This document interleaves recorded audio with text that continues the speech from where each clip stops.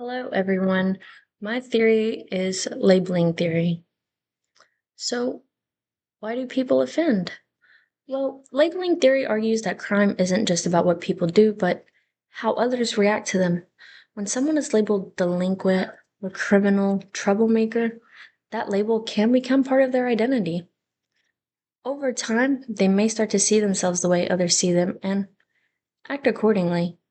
And this is called secondary deviance, offending that happens after the label is applied.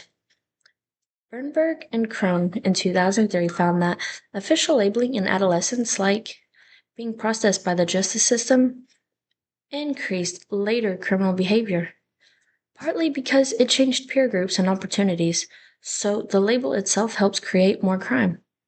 Communities and institutions like schools, police, courts, and even employers can play a huge role in who gets labeled and how harshly. Labeling theory points out that these reactions aren't neutral. Marginalized groups are more likely to be watched, stopped, arrested, and formally labeled. Pager's 2003 audit study showed that having a criminal record dramatically reduced job callbacks, and the effect was even worse for black applicants. That's labeling in action. Once marked as offender, people are shut out of legitimate opportunities, which can push them back toward crime. So, what interventions might reduce redactivism? Well, if labels help create more crime, then reducing the power and permanence of those labels should reduce redactivism. Labeling theory suggests several interventions, actually. First being the diversion programs, which instead of formally processing, especially for youth, record sealing and expungement being the second, and this is to reduce the long-term stigma. Third is restorative justice, and that focuses on repairing harm rather than branding someone as bad.